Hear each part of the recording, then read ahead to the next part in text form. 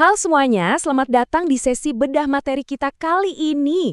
Hari ini kita bakal ngebahas sesuatu yang benar-benar relevan buat kamu yang lagi ada di masa remaja atau dewasa muda.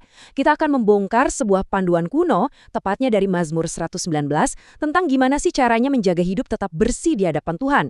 Kalau kamu sering ngerasa bingung, gimana ya caranya bertahan dengan nilai-nilai yang benar di tengah dunia yang makin berisik ini? Nah, pembahasan kali ini pas banget buat kamu. Yuk langsung aja kita mulai. Bagian pertama, tantangan hidup masa muda. Harus kita akui ya, hidup di zaman sekarang itu rasanya sama sekali bukan taman bermain yang gampang buat anak muda. Kenyataan tadi langsung ngebawa kita ke sebuah pertanyaan yang super tajam dari Mazmur 119 ayat 9. Bunyinya gini, bagaimana seorang muda mempertahankan kelakuannya bersih? Coba deh bayangin, di tengah kacaunya algoritma sosmed, tekanan dari teman-teman, sampai tren yang ganti-ganti tiap hari, gimana caranya kita nggak ikut-ikutan tergelincir? Ini tuh bukan cuma pertanyaan retoris dari zaman dulu loh, tapi bener-bener pertanyaan krusial yang butuh jawaban sangat praktis di era modern kayak sekarang. Masuk ke bagian kedua, firman sebagai panduan utama. Nah, disinilah materi kita bakal menggeser fokus dari masalah tadi menuju ke sebuah kompas yang absolut. Kalau kita lihat dari teks aslinya, jawabannya itu jelas banget. Dibilang di sana, dengan menjaganya sesuai dengan firman-Mu. Terus dilanjutin, dalam hatiku aku menyimpan janjimu supaya aku jangan berdosa terhadap engkau. Jadi pertahanan paling utama buat ngadepin segala kebingungan di luar sana adalah dengan aktif memasukkan panduan ini ke dalam pikiran kita. Perhatiin deh kata-kata, dalam hatiku aku menyimpan. Ini artinya bukan cuma dibaca sepintas lalu dilupain pas kita lagi asyik scroll layar HP, tapi benar-benar disimpan dan dijadiin sistem operasi utama di otak kita.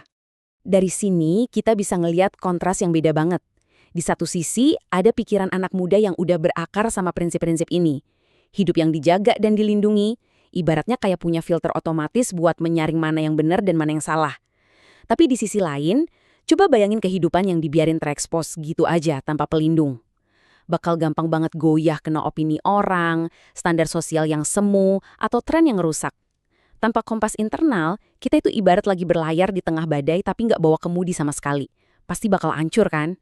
Poin yang paling penting di sini, menyimpan kebenaran di dalam hati itu nggak boleh cuma sekedar jadi konsep spiritual yang pasif.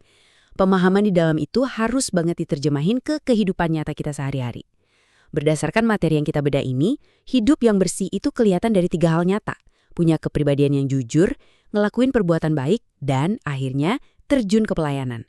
Ini tuh hasil natural yang bakal otomatis keluar kalau pikiran kita udah punya landasan yang kuat. Kita lanjut ke bagian ketiga, membangun kepribadian yang jujur. Ini bakal jadi landasan integritas kamu yang nggak gampang goyah. Perlu diingat, jujur yang sejati itu bukan cuma soal nggak bohong pas lagi ditanya ya. Ini lebih ke integritas yang benar-benar menyeluruh dan holistik. Artinya, nggak ada tuh yang namanya beda kepribadian antara persona kamu yang kelihatan estetik di dunia maya sama diri kamu yang asli pas lagi nyantai di rumah bareng keluarga.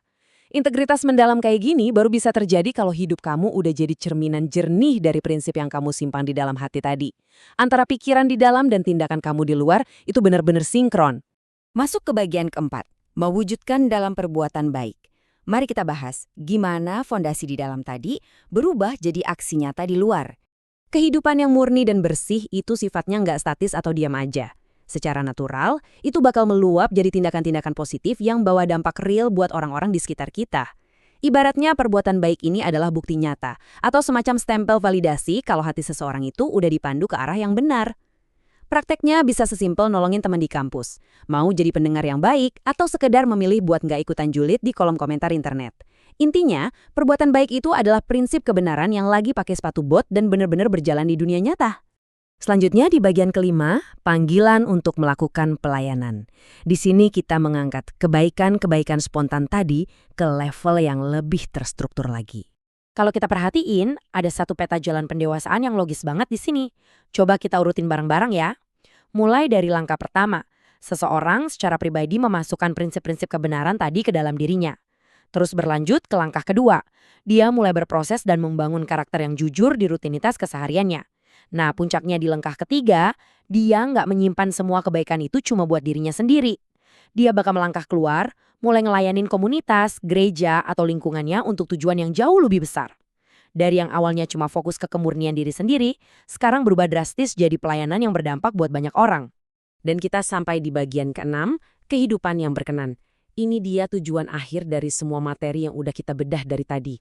Di titik inilah kita bisa ngelihat gambaran gedenya secara utuh.